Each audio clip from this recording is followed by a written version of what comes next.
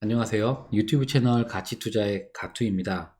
오늘 리뷰할 책은 저자 브라운스톤의 부의 인문학이라는 책입니다. 책 리뷰에 앞서서 한 줄 서평 간단하게 소개해 드리겠습니다. 성실하고 착하게 사는 것과 돈 버는 것은 전혀 다른 얘기. 그럼 어떤 내용으로 책이 쓰여져 있는지 저와 함께 보시도록 하겠습니다. 프롤로그. 거인의 어깨에 올라서면 비로소 보이는 것들. 진입장벽이 곧 수익이다. 상가는 넘친다. 진입장벽이 없기 때문이다. 반면에 아파트는 청약통장 같은 진입장벽이 있다. 그러니 돈이 있다고 해서 누구나 분양을 받을 수 있는 게 아니다. 왜 그럴까? 수요에 비해서 공급이 부족하기 때문이다. 그러니 값이 오르는 것이다. 그런데 상가, 빌라, 단독주택이나 오피스텔은 청약통장이 필요 없다. 왜 그럴까? 수요보다 공급이 넘친다는 뜻이다. 이제 이 정도는 이해할 수 있을 것이다. 결과는 진입장벽이 없다면 수익도 별 볼 일 없다. 게다가 구분상가는 통제권이 없다. 통제권이 없다는 말은 무슨 뜻인가? 자기 혼자서 갈아엎을 수 없다는 이야기다. 당장 올 하반기 부동산 전망이 어떨지, 어떤 종목에 투자해야 할지, 돈이 될지도 물론 중요하다. 하지만 돈의 흐름을 꿰뚫어 보는 통찰이 없다면 성공은 우연일 뿐 절대 반복되지 않는다.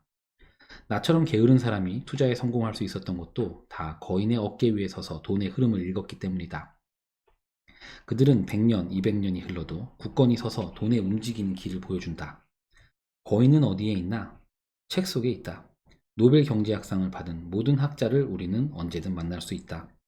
그들의 통찰력을 빌려서 투자한다면 훨씬 쉽게 큰 그림 안에서 성공할 수 있다. 책 속에 돈이 있다는 검증된 진리. 주식 투자로 100억 넘게 번 두 사람이 있다.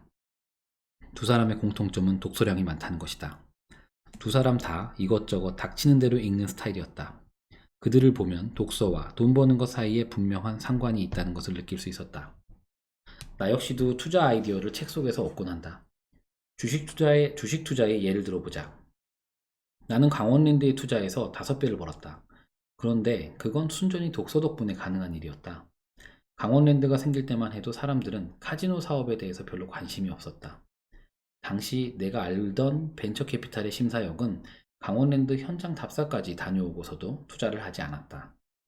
그렇게 길도 험하고 외진 산골짜기에 누가 도박을 하러 올까 하는 의구심에 투자를 접었다고 했다. 그러나 나는 생각이 달랐다. 왜냐하면 로버트 윌슨이란 전설적인 투자자가 카지노주를 공매도 하고 세계 일주를 하는 동안에 파산할 뻔했다는 이야기를 책에서 읽었기 때문이다. 또 중국인들이 도박을 좋아하고 한국인들 역시 도박을 좋아한다는 사실을 책을 통해서 알고 있었다. 피터 린치 역시 자신의 저서에서 카지노주의 엄청난 위력을 언급하고 있다. 책에서 카지노 주식에 대한 글을 읽지 않았다면 나도 강원랜드를 지나쳤을지 모른다. 결국 독서를 통해서 나는 카지노 주식에 대해서 다른 시각을 가질 수 있게 되었던 것이다. 부동산 투자 역시 독서의 도움을 많이 받았다. 국부론을 읽다 보면 불쾌하고 불명예스러운 직업일수록 수입이 많다는 언급이 나온다. 어느 나라나 백정은 수입이 좋았다고 한다. 또 사형 집행인은 수입이 상당히 많다고도 한다. 여관이나 술집 주인도 명예롭지 못하기에 돈을 많이 번다고 한다. 불쾌감과 불명예가 심리적인 진입장벽 역할을 해서 수익을 내기 좋다는 것이다. 그래서 나는 부동산 투자로 불쾌하고 불명예스러운 투자처에 투자하면 수익을 많이 거둘 수 있을 거란 아이디어를 생각해냈다. 그래서 내가 찾은 곳은 집창촌이었다. 집창촌이란 말만 들어도 범죄, 타락 같은 이미지가 떠오르고 불쾌하다. 조사해보니 용산 텍사스촌, 청량리 588, 천호동 텍사스촌 등 대부분의 집창촌은 교통이 편리한 곳에 위치해 있고 역세권 상업지구에 위치해 있다. 이런 곳은 재개발되면 교통이 편리한 상업지 특성상 대박이 날 수 있다. 그래서 나는 경매로 성남시에 있는 중동 588이라 불리는 집창촌 내에 상가주택을 샀다. 나는 분위기를 살펴 최고가를 적었다.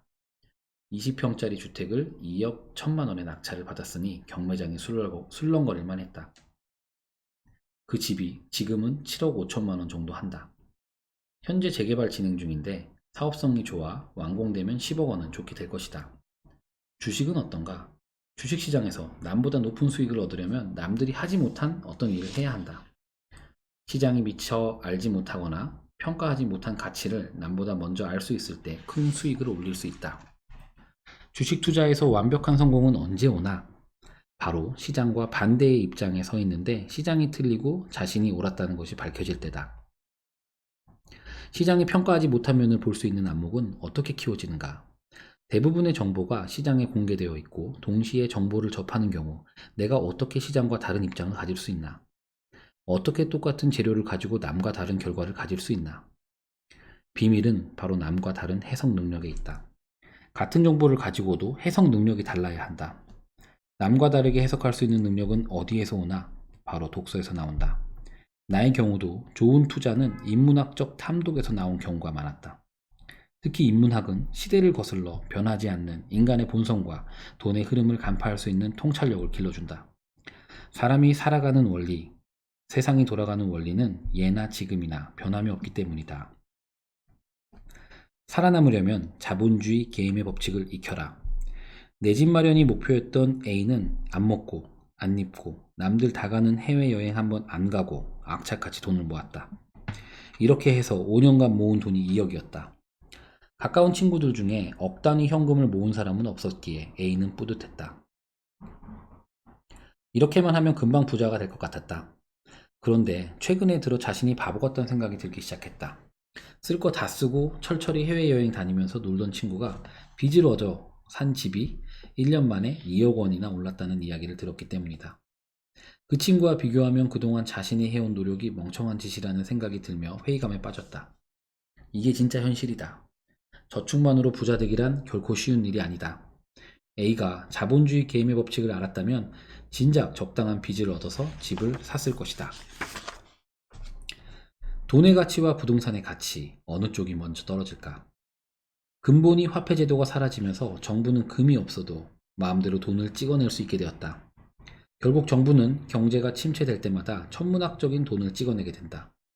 이렇게 돈을 마구 찍어내면 돈의 가치가 떨어져서 인플레이션이 오게 되는데 이런 시스템 하에선 돈을 빌린 사람이 득을 보게 된다.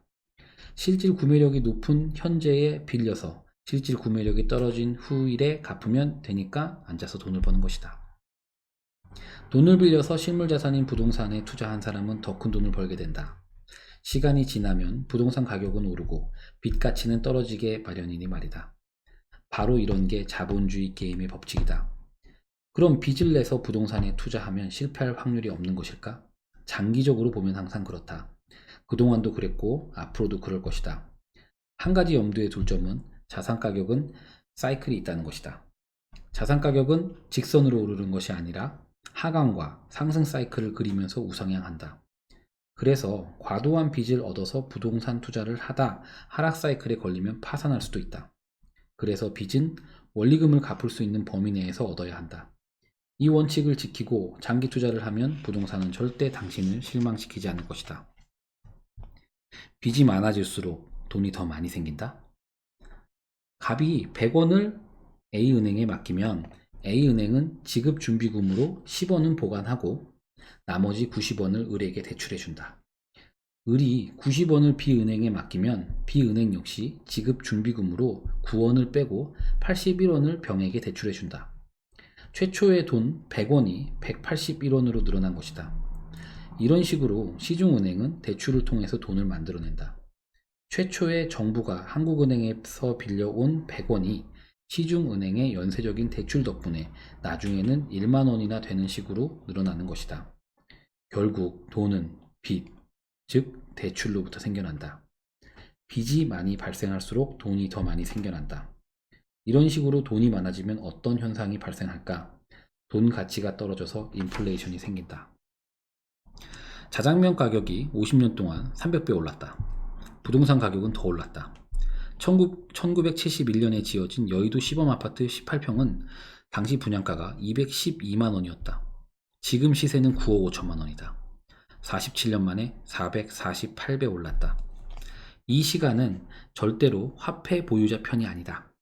이게 자본주의 게임의 법칙이다. 집값은 인플레이션 때문에 장기적으로는 상승할 수밖에 없다.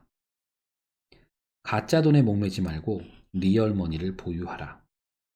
그렇다면 인플레이션을 막기 위해 정부는 화폐 발행을 자제해야 하는 것일까? 그렇다면 일이 간단해지는데 사실은 전혀 그렇지가 않다. 정부를 움직이는 대통령은 정치인이다. 정치인은 당선되기 위해서 항상 유권자에게 달콤한 약속을 한다. 병원비를 공짜로 해주겠다 하고, 학비를 면제해주겠다고, 지하철 요금을 내려주겠다고, 더 많은 도로와 공공건물을 지어주겠다고 선심성 공약을 제시한다. 허리띠를 졸라매고 세금을 올리고 절약하자고 하는 정치인은 당선되기 어렵다. 사람들은 당장 편하게 해주는 정치인을 좋아하니 말이다. 결국 선심성 지출을 약속한 정치인이 당선되면 정부 지출이 많아지고 더 많은 돈을 찍어내고 흥청망청하기 쉽다. 물론 부담은 후손이 지게 되겠지만 근시안적인 유권자들은 전혀 상관하지 않는다. 그래서 지금 같은 자본주의 시스템에서는 인플레이션이 생겨나기 쉽다. 더 중요한 것은 인플레이션이 생기면 부의 이전 현상이 발생한다는 것이다. 부의 이전이란 국민의 재산이 정부로 넘어간다는 뜻이다. 정부가 지폐를 마구 찍어내서 인플레이션을 발생시키면 정부의 부채는 실질 구매력 기준으로 감소된다. 반면에 화폐를 보유한 국민들은 알게 모르게 실질 구매력이 떨어지니 손해를 보게 된다. 게다가 정부는 명목화폐 기준으로 세금을 거둔다. 그런데 인플레이션 덕분에 실물자산인 부동산과 주식 가격이 오르면 세금도 더 많아진다. 결국 인플레이션이 발생하면 세금은 늘어나고 화폐 가치는 떨어지고 알게 모르게 국민의 부가 정부로 이전되는 것이다. 이게 자본주의 게임의 법칙이다. 이런 화폐 시스템에 우리는 어떻게 대응해야 할까? 가짜 돈인 화폐를 모으려 하지 말고 진짜 돈인 리얼 머니를 보유해야 한다. 그게 부동산이고 주식이다. 자산 상승 사이클을 주목하고 바닥에 이르렀을 때 과감하게 빚을 얻어서 투자해야 한다. 주식이나 부동산 같은 자산은 상승과 하락 사이클을 몇 년간 그리면서 우상향한다. 따라서 바닥이라고 생각될 때 과감하게 빚을 얻어서 투자하는 게 최고로 빨리 재산을 늘리는 접경이다. 이게 투자의 핵심이다. 이게 자본주의 게임에서 이기는 법이다. 네, 프롤로그를 이렇게 살펴봤고요. 제1장 노예의 삶을 선택한 사람들 부분을 살펴보도록 하겠습니다. 왜 진보 정권 때 부동산 가격이 더 많이 오르는가? 노동자와 서민의 권익을 강조하는 진보 정권이 집권했을 때 오히려 부동산과 주가가 더 많이 오른다. 실제로 우리나라에서는 김대중 대통령, 노무현 대통령 시절에 부동산과 주식이 더 많이 올랐다. 왜 그럴까? 가장 큰 이유는 당시의 글로벌 경제 환경이었다고 보지만 진보 정권의 경제 정책이 직접적인 영향을 준 것이다. 진보 정권은 언제나 큰 정부를 지향한다. 진보 정권은 서민과 약자를 돕기 위해서 재정 지출을 늘리고 복지 정책을 확대하는 걸 좋아한다. 예를 들면 노무현 정권 때 낙후된 지방 균형 발전을 위해서 지방의 혁신 도시와 기업 도시를 만든다고 토지 보상을 통해서 정부 지출을 늘렸는데 이것이 수도권 부동산 가격 상승에 큰 영향을 주었다. 서민을 돕겠다는 진보 정권의 따뜻한 복지 정책과 선심 정책이 부동산을 보유하지 못한 서민과 노동자를 궁지로 몰아넣는다. 공짜 점심은 없다는 밀턴 프리드먼의 충고가 가리키는 복지 정책의 방향을 다시금 확인해야 할 때인 것이다. 재능과 노력보다 줄서기가 중요하다. 마이클 포터가 말하는 전략적 사고란 어떤 것인지 아주 쉬운 예를 들어보자. 거북이 토끼랑 경주에서 이기려면 어떻게 해야 하나? 체력을 기르고 노력하고 쉬지 않고 열심히 달리면 이길 수 있을까? 절대 아니다. 요즘 토끼는 낮잠을 자지 않는다. 거북은 육상, 달리기 시합을 하면 언제나 질 수밖에 없다. 거북은 육상 시합 대신에 수영 시합을 하자고 해야 한다. 이런 게 전략적 사고다. 난 딸아이의 전략적 사고를 이끌어내기 위해 이렇게 말한다. 내가 남보다 잘하는 게 무엇인지 생각해봐라. 내가 남보다 잘못하는 약점은 무엇인지 고려해라. 그리고 세상이 어떻게 변하는지 생각해봐라. 향후 세상의 변화 속에서 내가 어떤 기회를 가질 수 있을지 생각해봐라. 또 반대로 어떤 위협이 있을지도 고려해라. 이런 상황에서 너의 장점을 살리고 약점을 보완하여 기회를 잡고 성공할 수 있는 가장 유리한 곳에 내 자신을 전략적으로 포지셔닝해라. 이런 게 전략적 사고방식이다. 이걸 아주 단순하게 말한다면 줄을 잘 서는 것이라고 말할 수 있다. 그렇다. 인생은 줄서기다. 노력과 재능보다 줄을 잘 서는 게 더 중요하다. 이런 전략적 사고를 가장 잘하는 대가가 바로 마이클 포터다. 전략을 형성하는 5가지 경쟁 요소. 경쟁이 얼마나 치열할지는 5가지 측면에서 살펴볼 수 있다. 즉, 산업의 경쟁 강도를 결정짓는 5가지 요소로 신규 진입 위협, 라이벌 기업 간의 경쟁, 공급자의 교섭력, 구매자의 교섭력, 상품이나 서비스의 대체 위협 등이다. 첫째, 신규 진입 위협을 보자. 진입 장벽이 없다면, 즉 누구나 사업을 시작할 수 있다면 큰 돈을 벌 수 있는 사업이 아니다. 노래방, 커피숍, 치킨집, 모바일 대리점 등이 대표적이다. 이런 사업을 하는 데는 별다른 기술이나 자금이 필요하지 않다. 그래서 언제나 경쟁에 시달리고 돈을 좀 벌만하면 새로운 진입자가 생겨서 수익을 깎는다. 기존 기업은 신규 진입자가 생기면 가격, 비용, 투자 측면에서 압박을 받게 된다. 둘째, 라이벌 기업 간의 경쟁을 보자. 경쟁 기업 수가 적을수록 돈을 많이 벌 수 있다. 록펠러가 오하이오 스탠더드 석유회사를 설립하여 미국 내 정유소의 95%를 지배한 것은 엄청난 일이었다. 독점 기업이야말로 큰 돈을 벌 수 있는 끝판왕이니 말이다. 독점 다음으로는 소수의 과점 체제가 돈을 많이 벌 수 있다. 국내에서는 삼성전자가 반도체 사업에서 치킨 게임을 펼쳐서 경쟁 기업을 많이 죽였다. 지금은 매출 이익률이 50%가 넘는다. 100원짜리 하나 팔면 50원이 이익이다. 엄청나게 수지 맞는 장사인 것이다. 그러니 돈을 벌려면 독점 기업에 투자하라. 독점 사업에 투자하라. 가장 가까이에 있는 독점 사업은 무엇인가? 바로 부동산이다. 그 위치에 그 땅은 하나뿐이기 때문이다. 셋째, 구매자의 교섭력을 봐야 한다. 기업이 만들어내는 상품을 누가 사나? 개인이 산다면 괜찮은 돈을 벌 수 있다. 그러니 기업이 만든 상품을 대기업에 납품한다면, 즉 하청업체라면 큰 돈을 벌기 어렵다. 예를 들어 현대자동차는 하청업체를 하나만 두는 게 아니고 두 개 이상의 하청업체를 두어서 납품 경쟁을 시키기 때문이다. 하청업체는 겨우 밥 먹고 살 정도로만 벌 수 있다. 경쟁 때문이다. 그래서 하청업체들은 언제나 매출 이익률이 5% 수준에 그치는 경우가 대부분이다. 그러나 특별한 기술을 가지고 자기만 만들 수 있는 부품을 만들어서 납품한다면 그때는 부르는 게 값이다. 이처럼 기업이 만든 상품을 누가 사는지를 고려해야 한다. 구매자의 교섭력이 큰 경우 수익을 남기기 어렵다. 구매자가 갑인 경우다. 이렇게 보면 구매자가 대기업보다 일반 개인 소비자인 경우가 기업 입장에서는 돈 벌기가 더 쉽다는 것을 알 수 있다. 넷째, 공급자의 교섭력을 살펴봐야 한다. 기업이 원재료를 사올 수 있는 곳이 한 곳뿐이라면 당연히 높은 값을 지불할 수밖에 없다. 농민들이 농사를 짓기 위해서 씨앗을 사는 경우 몬산토라는 다국적 기업에서만 살 수 있다면 아무리 비싸도 살 수밖에 없을 것이다. 이처럼 공급자의 교섭이 절대적으로 큰 경우 상당히 높은 수익을 얻을 수 있다. 다섯째, 상품의 대체 위협이다. 만약에 기업이 만드는 상품이 하나뿐이라면 이 상품의 대체 상품이 나오는 것만으로도 이 회사는 망하게 된다. 그래서 한 가지 상품만 만드는 회사는 위험하다. 서비스도 마찬가지다. 단일 서비스를 제공하다 경쟁사에서 대체 가능한 서비스를 출시하는 경우, 또는 더 혁신적이고 효율적인 서비스를 제공할 경우 회사의 명운을 장담할 수 없게 된다. 일례로 비디오 대여점의 경우 넷플릭스 같은 온라인 동영상 서비스 업체의 등장으로 순식간에 자취를 감추었다. 신기술과 혁신으로 상품이 사라질 위협에 처해 있지 않은지 파악해야 한다. 플로피 디스크가 CD로 대체된 지 오래되고 지금은 CD도 USB로 대체되고 있다. 지금 우리 안에서 벌어지는 지옥 같은 일들. 하이에크가 남긴 일갈 중 이런 유명한 말이 있다. 지옥으로 가는 길은 선의로 포장되어 있다. 무슨 뜻일까? 왜 지옥으로 가는 길은 선의로 포장되어 있을까? 예를 들어 보자. 최근 몇 년간 우리나라를 떠들썩하게 한 것 중 하나가 최저임금제다. 노동자의 임금을 현실화하는 것은 매우 중요한 일이다. 따뜻하고 인정 넘치는 인도적인 정책이다. 그런데 그 결과는 아직 썩 만족스럽지 못한 것 같다. 자영업자의 경영 환경이 악화되었을 뿐만 아니라 실업률 또한 17년 만에 최고치를 경신하고 있으니 말이다. 선의가 지옥이란 바로 이런 경우를 두고 하는 말이다. 임대료 규제 정책도 비슷한 결과를 만들어내지 않을까 싶다. 쉽게 말하자면 집 없는 가난한 사람을 위해서 집주인이 임대료를 마음대로 못 올리게 규제해야 한다는 정책으로 이 역시 따뜻하고 인간적인 정책이라 할 수 있다.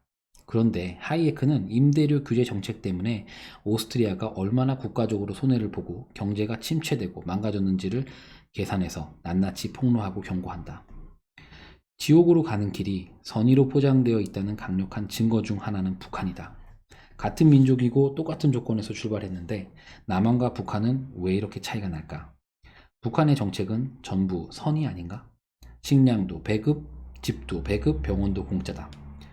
선의가 넘쳐나는 곳이 북한이 아닌가? 그런데 왜 북한은 남한보다 못 살까?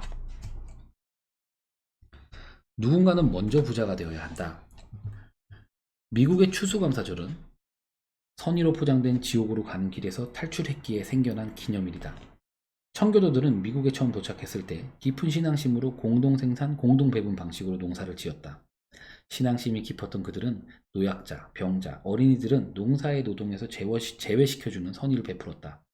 몇 년째 계속 흉년이 들어서 굶어 죽는 사람이 생기니까 마침내 지도자가 올해부턴 각자 도생이라고 선언했다. 개인에게 땅을 나눠주고 각자 책임하에 농사를 지으라고 한 것이다. 그랬더니 그해부터 풍년이 들기 시작했다. 그래서 하나님께 추수한 곡물을 올리고 감사의 제를 올리게 된 게 추수감사절의 유래다. 선의가 지옥문을 연 또 다른 예를 하나 보자. 마오쩌둥이 이렇게 지시했다. 참새는 인민의 양식인 곡물을 훔쳐먹는 인민의 적이다. 적폐다. 참새를 잡아 죽여라. 그래서 중국 인민들이 참새의 씨를 말렸다. 그래서 어떻게 되었을까? 대흉년이 왔다. 참새가 없어지니 해충이 창궐한 것이다. 참새 잡기 운동은 결국 4천만 명이 굶어 죽는 결과로 이어졌다. 잘못된 선의의 정책이 지옥의 문을 연 것이다. 시장경제의 도덕적 잣대를 들이대지 마라. 그런데 만약에 시장이 도덕적 기준으로 보상을 해야 한다면 도대체 어떤 도덕적 기준으로 보상해야 할까? 내 친구 중 하나는 무식한 강남 북부인이 자기보다 더 많이 버는 게 옳지 않고 부당하다고 말했다. 그 친구는 머리가 좋고 공부를 잘했고 나름 직장 생활을 열심히 했다고 생각했기에 자신의 똑똑함 그리고 근면성을 기준으로 시장이 보상해야 한다고 믿는 듯 했다. 가끔 신문을 읽다 보면 기자 중에도 이 친구처럼 생각하는 사람이 있는 듯하다. 그러나 하이에크는 몇 번이나 강조했다. 시장은 그런 식으로 작동하지 않는다고 말이다. 시장은 어떻게 보상하는가? 보상은 노력과 재능에 항상 비례하지 않는다. 운이 작용하기도 한다. 시장은 기본적으로 수요 공급으로 작동한다. 도덕적 기준은 어디에도 끼어들 틈이 없다. 거래 상대방이 누구인지 상관없이 오로지 가격만 맞으면 거래가 되는 것이다. 시장이 비정한가? 아니다. 하이에크는 전혀 그렇지 않다고 주장했다. 오히려 시장이 그렇게 작동하기에 우리 세상은 조화롭고 평화로울 수 있다고 주장했다. 이해를 돕기 위해서 예를 들어보자. 기독교인은 이교도에 비해서 기독교인이 집을 우선 장만할 수 있어야 한다고 믿을 수 있다. 불교도와 이슬람 교도도 각자 그러한 종교적 기준을 가지고 있을 수 있다. 그런데 만약에 종교적 기준으로 시장이 주택을 배급한다면 우리가 사는 세상은 폭력으로 하루도 평화로운 날이 없을 것이다. 다행히도 시장은 돈이란 수단을 통해서 각자의 종교나 도덕적 기준과 상관없이 평화롭게 물자를 교환하고 거래하는 곳이다. 중세시대 기독교인은 아랍어로 신은 하나다 라는 글귀가 새겨진 금화를 이슬람 교도로부터 받았고 이슬람 교도는 예수와 성모 마리아가 그려진 금화를 받았고 통용했다. 그런데도 대중은 각자 자기가 믿는 도덕적 잣대를 기준으로 시장의 결과에 승복하지 않으려는 태도를 보인다. 이런 태도는 매우 위험하다. 도대체 누가 도덕적 기준을 평가할 수 있단 말인가? 시장은 도덕적 기준으로 보상하지 않는다. 그러니 시장 경제에서 도덕적 잣대를 들이대는 어리석음은 부디 벗어나길 바란다. 왜 사람들은 노예의 길을 선택하는가? 하이에크는 자신의 저서 노예의 길에서 대중은 노예로 가는 길을 좋아한다고 말했다. 정말 그럴까? 아주 쉽게 설명해보자. 에리히 프롬의 자유로부터의 도피를 모르는 사람은 별로 없을 것이다. 읽지는 않았어도 들어보기는 했을 것이다. 이 책의 핵심은 이렇다. 인간은 자유를 얻었지만 고독과 불안을 느낀다. 그래서 고독과 불안을 피하기 위해서 인간은 권위에 복종하게 된다. 이해하기 쉽도록 부동산을 예로 들어보자. 향후 집값이 오를지 내릴지 지금 집을 사야 하는 건지 아닌지 지금 사면 상투를 잡고 손해를 보는 게 아닌지 너무 불안하다. 부동산을 공부할 틈도 없고 공부는 재미가 없고 힘들다. 누군가가 대신 정답을 가르쳐주면 좋겠다. 그래서 스스로 판단할 능력이 없는 대중은 구루를 선택하고, 그런데 앞불싸 대중이 이런 식으로 선택한 구루가 폭락론자 선모씨였다. 그래서 많이 망했다. 또 어떤 대중은 집값이 급변동되니 정부가 집값을 안정시켜 주기를 바란다. 그래서 정부가 반시장적 규제를 하라고 요구한다. 더 나아가서 정부가 집을 배급해 주면 좋겠다고 생각하는 사람도 있다. 그런 나라가 바로 공산국가다. 이런 정책으로 성공한 공산국가가 지구상에 어디에 있던가? 불안으로부터 도피하는 또 다른 선택은 종교다. 종교의 세계에는 불확실한 것이 없고 모든 것이 분명하고 확실하다. 종교는 덤으로 현재의 괴로움도 내세에 보상받을 것이란 위로도 준다. 사람들은 자유를 원한다고 하지만 실상은 자유로부터 도피한다. 국가나 구루나 종교로 도피한다. 그래서 노예의 길을 선택하는 것이다. 왜 그럴까? 왜 자유를 버리고 노예의 길을 선택할까? 자유는 경쟁이 기본이고 노력이 기본이고 책임이 기본이기 때문이다. 경쟁하기 싫고 노력하기도 싫고 책임지기도 싫은 미성숙한 대중이 쉽게 원하는 게 무엇일까? 이럴 때 달콤하게 등장하는 정치 세력은 파시스트나 공산주의 같은 전체주의자다. 이들은 대중에게 고민할 필요가 없다고 속삭인다. 그냥 모든 건 정부가 다 해준다고 약속한다. 그것도 공짜로 말이다. 그렇게 해서 불안한 대중은 자유로부터 도피해서 노예의 길을 선택하는 것이다. 노예의 길을 걷지 않으려면 대중이 자유를 받아들일 수 있을 만큼 성숙해야 한다.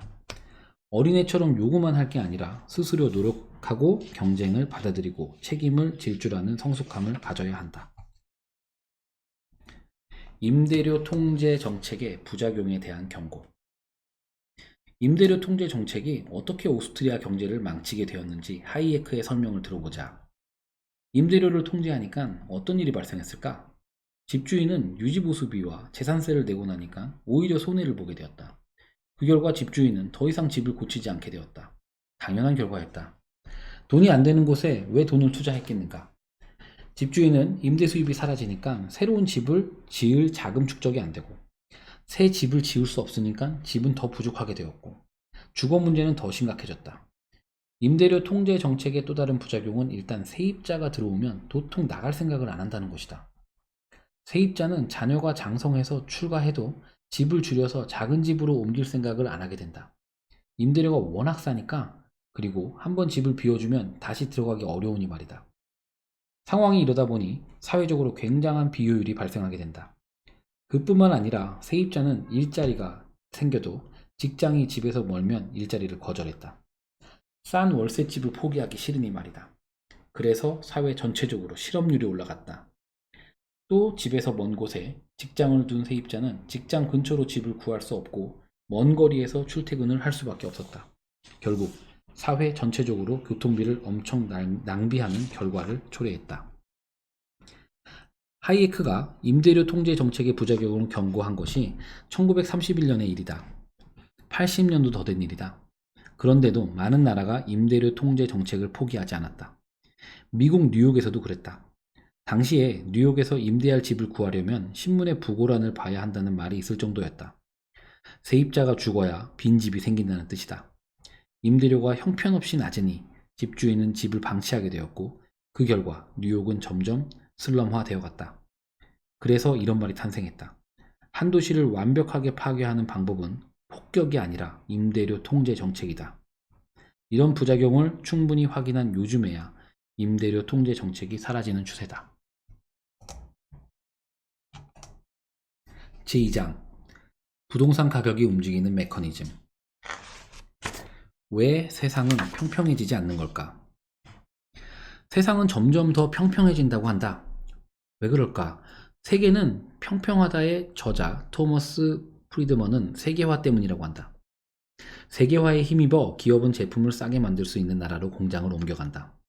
인터넷 혁명과 전자상거래 기술의 발달은 세계화를 더욱더 가속화시킨다. 이제 장소는 과거만큼 중요하지 않다. 지구상 어디든지 싸게 만들 수 있는 곳으로 공장을 옮겨간다. 그래서 인건비가 싼 중국이 전 세계의 공장 역할을 하고 있다. 중국의 도시 선전은 세계화 덕분에 엄청난 속도로 성장 발전하고 있다. 인도도 마찬가지다. 인도의 도시 벵갈루루는 상대적으로 저렴한 IT 인력 덕분에 소프트웨어를 싸게 만들고 공급할 수 있어서 급속도로 번성하고 있다. 미국의 콜센터가 이제는 미국이 아닌 인도에 세워지고 있다. 이처럼 세계화 때문에 인건비가 비싸고 집값이 비싼 선진국의 도시는 외면을 받고 비용이 싼 후진국의 도시가 각광받아서 세상은 시간이 갈수록 점점 더 평평해질 것이라는 게 우리의 상식이 되었다. 그런데 과연 그럴까? 세상이 점점 더 평평해진다는 말은 맞는 말일까? 직업의 지리학, 저자 엔리코 모레티는 아니라고 한다. 일례로 미국 실리콘밸리 IT 기업의 경우 기술자의 연봉이나 집값이 인도 IT 기술자에 비해서 엄청 비싼데도 불구하고 미국 IT 기업은 인도로 옮겨가지 않는다. 집값도 비싸고 IT 기술자 연봉도 비싼 시애틀이나 실리콘밸리는 점점 더 번성하고 있다. 왜 미국 IT 기업이나 바이오 기업은 비용이 싼 인도나 중국으로 옮겨가지 않는 것일까? 도대체 그 이유가 뭘까? 왜 세상이 평평해지지 않는 걸까? 엔리코 모레티에 의하면 세계화가 적용되는 분야가 있고 적용 안 되는 분야가 있다고 한다. 전통 제조업은 세계화로 국제 분업이 일어나고 세상이 평평해지는 방식으로 진행된다. 예를 들면 제조업 공장은 미국에서 한국으로, 한국에서 다시 중국으로 옮겨간다. 스웨터 만드는 공장은 인건비가 싸고 전기가 들어오고 땅값이 싼 곳이면 어디든 옮겨갈 수 있다. 인적 자원은 왜 특정 지역과 도시로 몰려드는가? 금융, IT, 바이오, 소프트웨어, 엔터테인먼트 같은 혁신 기업의 성공 요인은 무엇인가? 혁신 기업의 성공 요인은 혁신과 아이디어를 만들어낼 수 있는 인적 자원에 있다. 인적 자원이 몰려있는 곳에 혁신 기업이 몰리고 그런 혁신 기업이 생기는 도시는 번성하고 발전한다. 그런데 뛰어난 인재들이 특정 지역과 도시로 몰려드는 이유가 있는 것일까? 직업의 지리학을 통해 배운 바를 내 방식대로 설명하자면 세 가지 정도 이유를 들 수 있다. 첫째, 우연이다. 어떤 천재급 인재가 우연히 시애틀이나 샌디에고에서 IT와 바이오 벤처 사업을 시작했는데 그들을 보고 다른 인재들이 몰려와서 합세하다 보니 그 도시가 인재가 많은 도시가 된다. 첫 발을 디딘 인재는 자리를 잡는 게 힘들긴 하지만 일단 그가 자리를 잡으면 그 도시가 계속 번성하게 될 가능성이 높아진다. 둘째, 인재는 뭉치면 뭉칠수록 새로운 아이디어나 혁신이 생겨나기 쉽다. 인재들은 다른 인재에서 배우고 아이디어를 얻는데 주저함이 없다. 혁신과 아이디어가 진공 상태에서 나오지 않는다는 것을 누구보다 잘 알고 있기 때문이다. 미국 혁신 기업이 주도하는 도시는 좋은 대학교와 연구기관이 자리하고 있다는 점도 특징이다. 셋째, 해당 지역은 인재들이 살고 싶은 도시인 경우가 많다. 일자리를 쉽게 구할 수 있고 기후가 좋고 맛있는 레스토랑이 있고 아이 키우기 좋고 짝을 만나기 쉬운 지역에서 인재들이 살고 싶어 한다는 것이다.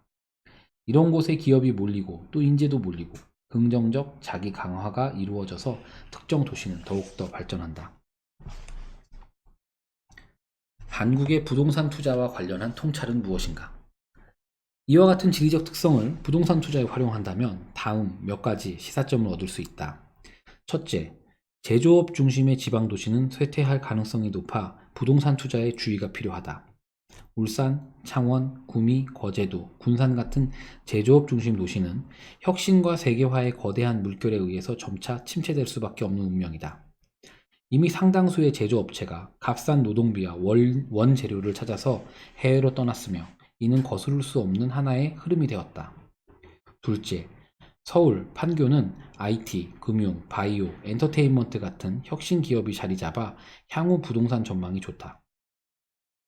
지식 기반 산업 사회에서 대학과 연구소는 중요하다.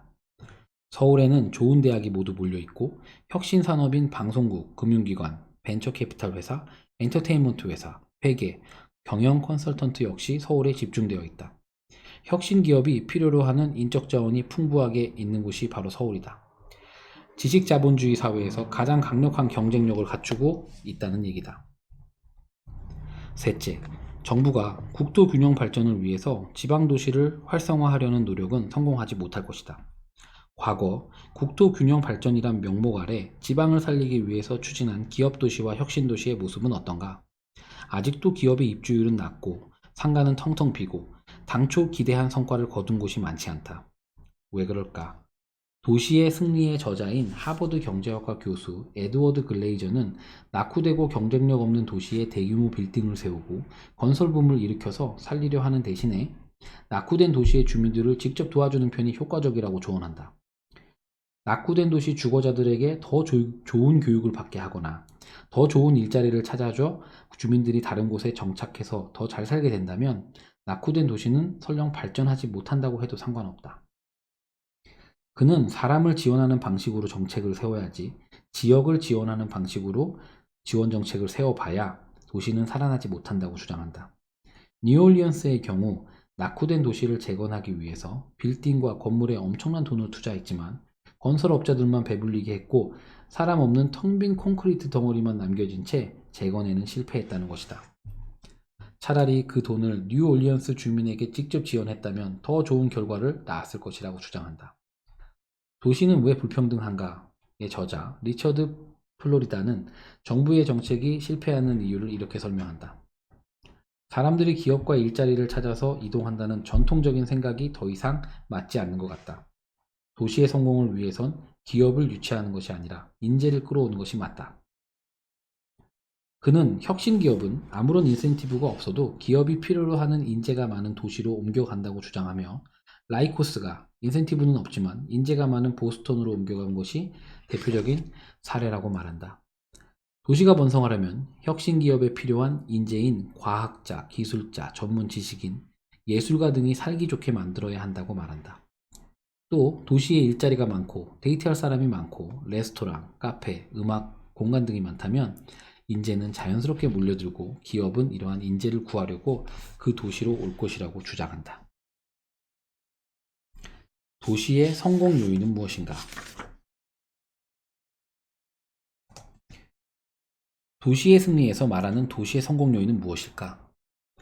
일자리 이외에 어떤 요소가 사람을 끌어들이는 것일까? 어떤 요소가 도시를 흥하게 하는 줄 알아야 도시의 미래를 전망할 수 있고 또 어느 도시의 집값 전망이 좋은지도 알 수 있다. 저자는 즐거운 도시가 번성한다고 말하고 있다. 사람을 즐겁게 만드는 도시가 번성한다는 것이다. 구체적으로 도시의 무엇이 사람을 즐겁게 하나? 저자는 음식 문화, 패션 문화, 엔터테인먼트, 그리고 짝을 만날 수 있는 기회가 사람을 즐겁게 만든다고 주장한다. 이런 것이 잘 갖추어진 도시가 흥하고 번성한다는 것이다. 이제 도시의 승리에서 내가 얻은 교훈, 지식, 배움을 정리해보자. 도시의 가장 중요한 성공 요소는 일자리 이외에 음식 문화, 패션 문화, 엔터테인먼트와 예술을 즐기기 쉽고 짝을 만나기 용이하냐에 있다. 그리고 치안이 좋고 자녀를 교육시키기 좋은 곳이어야 한다. 한국의 도시로 눈을 돌려서 생각해보자. 일자리가 풍부하고 음식, 패션, 엔터테인먼트와 예술을 즐기기 쉽고 짝을 만날 기회가 많은 도시는 어디인가? 거기다 자녀 교육을 시키기 좋고 안전한 동네는 어느 동네인가? 한국은 어느 지역이나 대체로 안전한 편이니 자녀 교육이 더욱 중요하다. 좋은 학교가 있고 좋은 학원이 있고 좋은 선생님이 있고 면학 분위기가 좋은 동네는 어딘가? 각자 어떤 지역이 떠오를 것이다. 바로 거기에 집중하면 된다. 수도권 억제 정책의 한계. 분업의 힘에 의해 서울로 인구가 집중되고 서울만 더 발전하게 되다 보니 지방 사람들은 상대적 박탈감을 느끼게 된다. 그런데 정치인들이 이런 걸 모른 척 내버려 둘 수 없는 이유가 서울 사람이나 지방 사람이나 선거 때는 1인 1표라는 것 때문이다. 그래서 정치인들은 수도권 억제법을 만들어 지방 활성화를 들고 나온다. 한 표라도 더 얻자면 무슨 짓이라도 해야 하니 말이다. 그런데 이런 정책은 나라를 평등하게 만들지는 모르지만 우리나라가 부자 되는 속도는 떨어뜨린다. 이 문제를 인식한 선진국은 이미 70년대, 80년대의 수도권 억제 정책을 다 폐기했다. 이유가 뭘까? 지구촌이 글로벌 경제가 되면서 각 나라 도시끼리 경쟁하게 되었기 때문이다. 이제는 도시 경쟁력이 국가 경쟁력이다. 프랑크푸르트, 홍콩, 뉴욕, 런던이 서로 최고의 국제 금융 도시가 되려고 경쟁하고 있다. 영국의 예를 보자. 영국도 수도인 런던만 인구가 늘고 엄청 커지고 있다. 첫째는 분업의 이익이 가장 크기 때문이다. 그 다음으로는 교육 문제가 가장 많은 영향을 미쳤다고 한다. 런던에 좋은 사립 학교가 많아서 공교육에 회의적인 학부모들이 런던으로 몰린 것이다. 그 결과 런던은 더욱더 커지고 발전하게 되었다. 독일도 비슷한 이유로 지방도시가 소멸되고 있고 일본 역시 도쿄 일극화가 되고 있다. 지금은 슈퍼스타 도시 전성 시대다. 슈퍼스타 도시만 점점 더 커지고 집값 상승 속도도 더 빨라지고 있다. 우리나라도 한때 지방의 혁신도시, 기업도시를 만들어서 지방경제를 활성화한다는 명목 아래 수도권 억제 정책을 펴고 서울에 있는 공기업을 지방으로 이전했다. 평등한 세상을 꿈꾸는 노무현 대통령의 정책이었다. 그런데 이런 정책은 세상을 좀 더 평등하게 만들지는 모르지만 세상을 비효율적이고 비경제적으로 만들게 된다. 나는 이런 수도권 억제 정책이 일시적으로 서울 집중 속도를 늦출 수는 있지만 결국엔 다시 서울로 집중될 수밖에 없다고 본다. 마치 중력의 법칙처럼 말이다. KTX가 생긴 뒤 대전 사람들은 임플란트를 하러 강남의 치과에 간다고 한다. 병원만 가나? 백화점 쇼핑도 서울로 가게 된다. KTX뿐만이 아니다. 분당에 신분당선이 생겼을 때도 비슷한 일이 생겼다. 분당 정자역 주변 상가는 잠시 꿈에 부풀었다. 신분당선이 생기면 장사가 잘 될 거라고 생각했다. 그런데 막상 신분당선이 개통하자마자 정자역 상권은 오히려 망했다. 왜 그랬을까? 학생들이 학원의 단위로 신분당선을 타고 강남으로 가버렸기 때문이다. 서울 집중화와 발전은 피할 수 없는 시대적 흐름이다. 그러니 서울에 집을 사야 한다는 것이다. 물려도 서울에서 물려야 시간이 지나면 회복되고 수익을 낼 수 있다. 승부처가 항상 서울이라는 점은 어떤 경우에도 달라지지 않는다. 국부론에서 얻는 부동산 투자 힌트 3가지. 지대에 대한 애덤 스미스의 생각을 정리해보면 부동산 투자에 대한 힌트를 얻을 수 있다. 편하고 쉽게 내 방식대로 소개해보겠다. 첫째, 지대는 그 땅에서 생산되는 상품의 수요와 가격에 따라 결정된다. 예를 들어서 쌀을 생산하는 논의 가격은 쌀의 수요와 가격에 따라 결정된다. 논 주인이 자기 마음대로 논값을 정할 수 있는 게 아니란 얘기다. 땅값은 원인이 아니라 결과다. 상가 월세 역시 상가 주인이 마음대로 정하고 올리는 게 아니라 상가의 수익력에 따라 달라진다. 즉, 그 상가에서 얼마나 수입을 벌어들일 수 있느냐에 따라서 정해진다는 것이다. 그러니까 애덤 스미스를 배웠다면 앞으로 상가 월세 올라서 장사 못해 먹겠다, 상가 주인 나쁜 놈이다 같은 엉터리 주장을 하면 안 된다. 아파트 전월세 가격도 마찬가지다. 집주인이 마음대로 전월세 가격을 올리는 게 아니고 전월세 수요에 따라서 결정된다. 그런데 아직도 전월세 가격이 폭등하면 마치 집주인이 사악하고 탐욕에 가득 찬 것처럼 비난하는데 이 역시 무지와 오해에서 비롯된 일이다. 스타벅스 임대료 계약은 애덤 스미스의 가르침을 반영한 좋은 사례다. 스타벅스는 임대 계약을 할 때 임대료 계약도 하지만 대부분은 임대료를 수입의 몇 %를 준다고 계약한다고 한다. 수익이 높으면 임대료도 올라가고 수익이 낮으면 임대료도 낮아진다. 상가 임대료가 상가 수입에 비례해서 결정된다는 걸 스타벅스가 정확하게 파악하고 있으니 이런 계약을 하는 것이다. 둘째, 지대는 언제 올라가나? 소득이 늘어날 때, 경제가 성장할 때, 노동 생산성이 올라갈 때 올라간다. 그런 때가 언제일까? 한마디로 경제 성장이 잘 될 때다. 한때 3조 호황으로 3년 만에 1인당 GDP가 2배로 늘어난 적이 있다. 1985년부터 1988년까지의 일이다. 그때가 단군 이래 최대 호황이었고 집값은 폭등했다. 그때랑 비교하면 요즘 집값 오른 건 오른 것도 아니다. 나는 그때 무주택자였다. 집값은 자고 나면 몇 천씩 올랐고 신문에 자살 소식이 오르내리기도 했다. 나는 매일매일 좌절하는 게 일이었다. 흔히 집값이 오르면 투기꾼을 비난하는 목소리가 거세지는데 이게 과연 맞는 말일까? 집값은 투기꾼이 올리는 게 아니다. 경제 상황이 집값을 올만하게 되었기에 집값이 오르는 것이다.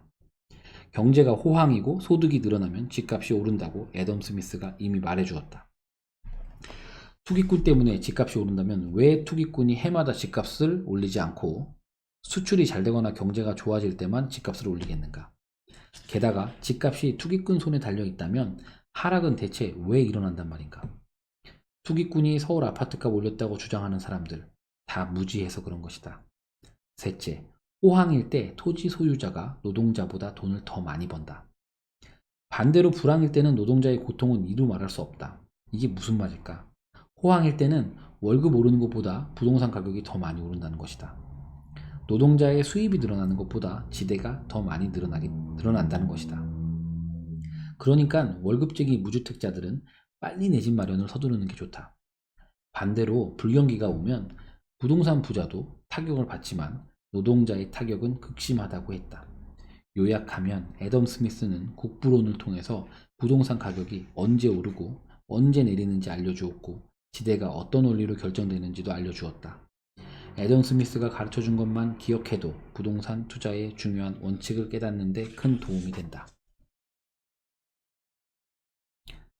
도로 개통 효과의 가능성과 한계.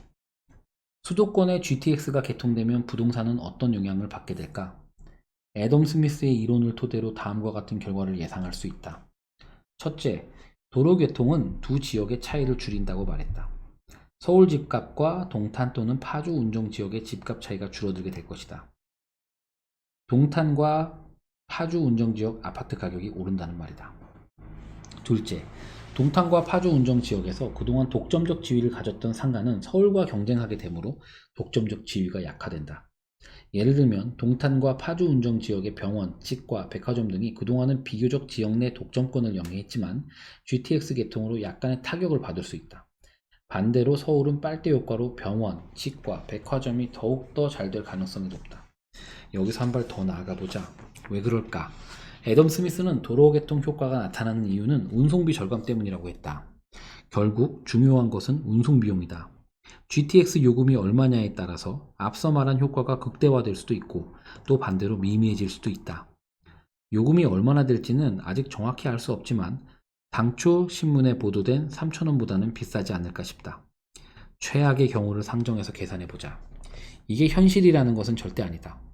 동탄에서 삼성역까지나 KTX나 SRT와 비슷하게 요금이 8,000원이라고 가정해보자. GTX는 지하철이나 버스처럼 50% 할인되는 정기권도 없다고 최악의 가정을 한 경우다. 편도 8,000원이면 왕복 16,000원이고 20일 출근하면 한 달 32만 원의 교통비를 내게 된다. 맞벌이 부부라면 한 달에 64만 원을 교통비로 사용하게 된다. 한 달에 64만 원의 교통비로 든다면 현재 가진 보증금에 월세 64만 원짜리 추가하여 서울 아파트에 새 들어 살 수도 있다. 운임이 8,000원 넘어가면 GTX 효과가 약화된다는 말이다. GTX의 효과는 요금 수준에 달려 있다는 것이 핵심이다. 결론을 다시 정리해보자. GTX 개통은 애덤 스미스가 말한 도로 개통의 효과가 나타나는 것은 분명하다. GTX 역사 인근의 수도권 집값은 오를 것이고 서울 GTX역 근처 상가는 더욱더 잘 될 것이다. 그러나 GTX 요금이 지금 신문 보도에서 나오는 기사만큼 저렴하지 않다면 GTX 효과는 당초 기대했던 것보다 약화될 수 있다.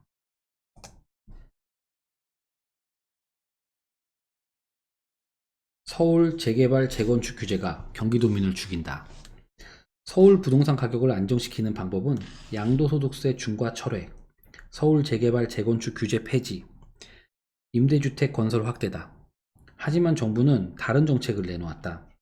3기 신도시를 수도권에 4, 5개 만들어 20만 채를 신규 공급하는 것을 포함하여 기타 택지지구를 더 지정하고 총 30만 채를 공급한다고 한다. 이런 부동산 대책은 문제가 있다. 서울에 집이 모자라는데 엉뚱한 경기도에 집을 짓는다고 하는 말이다. 경기도는 집값이 10년 전보다 못한 곳이 많다. 그런데 이곳에 또 물량폭탄을 쏟아붓겠다니 도대체 무슨 생각인 걸까? 재개발 재건축을 허용해주면 단기적으로 재개발 재건축 가격이 급등한다. 그러면 질투심에 사로잡힌 대중이 집권당을 비난하고 등을 돌리게 된다. 그러면 집권당의 지지율은 폭락하고 다음 선거에서 질 가능성이 높아진다. 그러니 엉뚱한 경기도에 물량폭탄을 투하하는 것이다. 서울 재개발 재건축 대신에 경기도의 신도시를 건설하는 정책은 국가적으로 비효율과 낭비를 발생시킨다. 경기도에서 서울로 출퇴근하려면 교통비와 시간 낭비가 좀 많겠는가? 게다가 도로를 확충해야 하니 또 돈 들고 이게 다 낭비고 국가 경쟁력을 떨어뜨리는 일 아닐까? 또 종국에는 서울의 재개발 재건축을 더 이상 미룰 수 없어서 허가해 줄 수밖에 없다. 단독주택의 경우 내용 연수가 최대 50년이니 결국 재개발을 허가해 주게 될 테고 아파트도 배관 파이프 때문에 40년이 되면 재건축을 허가해 줘야 한다. 결국 정권이 바뀌든 안 바뀌든 시간이 지나면 재개발, 재건축을 할 수밖에 없는 것이다.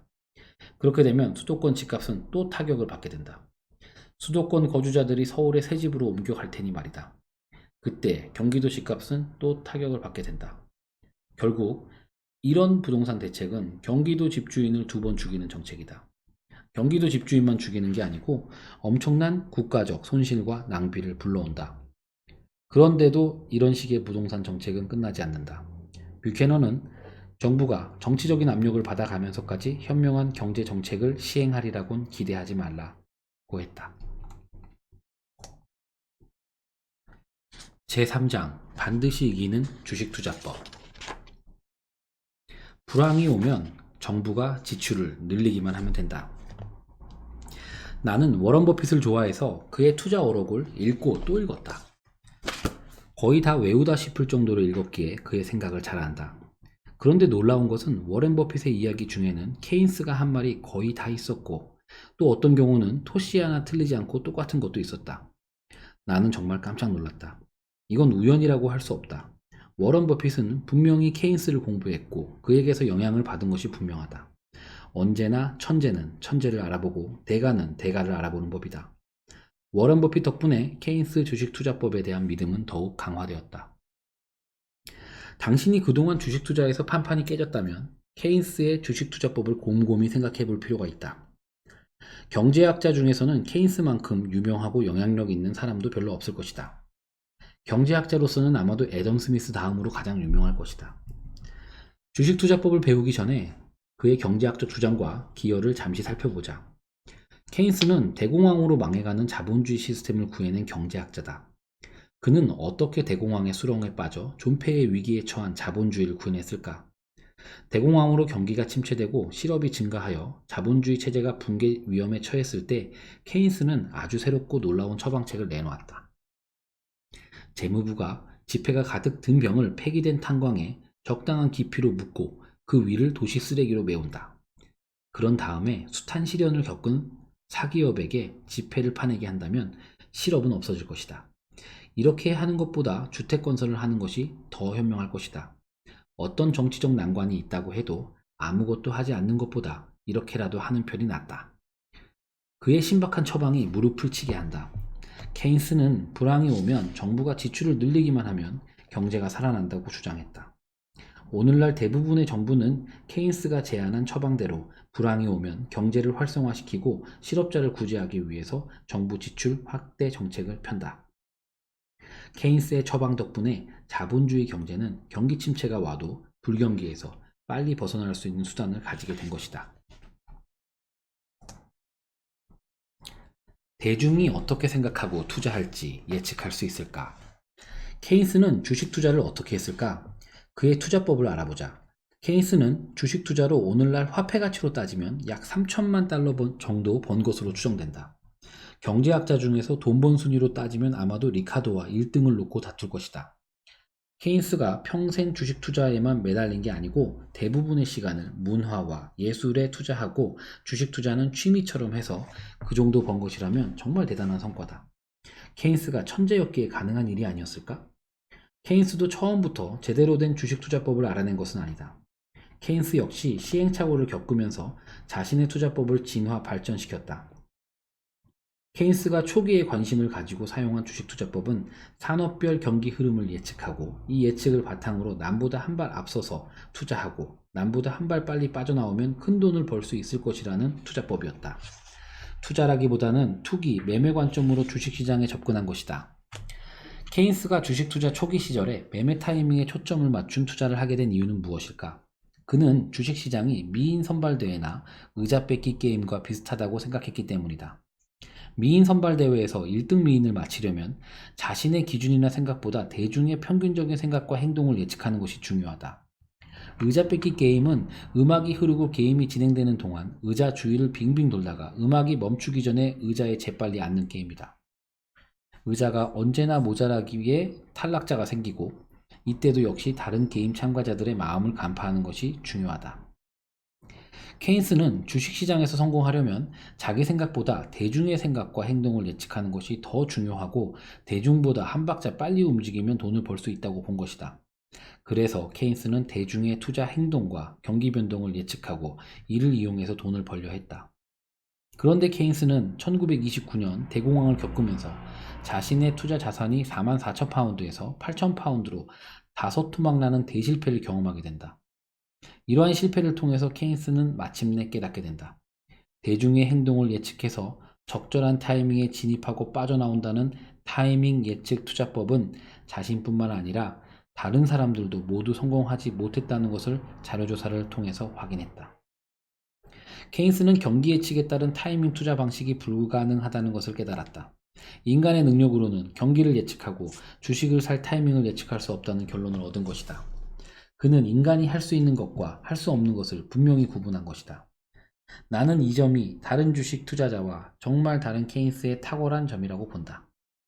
케인스는 왜 주가 변동을 합리적으로 예측하기 어렵다고 결론을 내렸을까? 케인스에 따르면 인간은 이성적으로 행동하지 않고 본능적 충동으로 움직이는 존재이기에 행동을 전혀 예측할 수 없다고 보았다. 인간은 확률을 바탕으로 구한 평균 기대값에 따라서 투자하는 대신에 본능적 충동으로 투자하기에 미래의 대중이 어떻게 투자할지 전혀 예측할 수 없다는 것이다. 케인스가 알려주는 투자의 포인트. 소수의 투자자 편에 서라. 케인스는 자신의 주식 투자법의 중심 원칙은 일반 대중의 의견과 거꾸로 가는 것이라고 말했다. 왜냐하면 모두가 투자 대상의 장점에 동의하면 불가피하게도 그 투자 대상은 너무 비싸서 매력이 없어지기 때문이다. 케인스는 타인의 동의도 얻고 싸게 사는 두 가지를 동시에 가질 수 없다고 말했다. 결국 케인스는 대다수 사람들이 투자에 동의하지 않는 주식에 투자해야 싸게 살 수 있다고 말한다.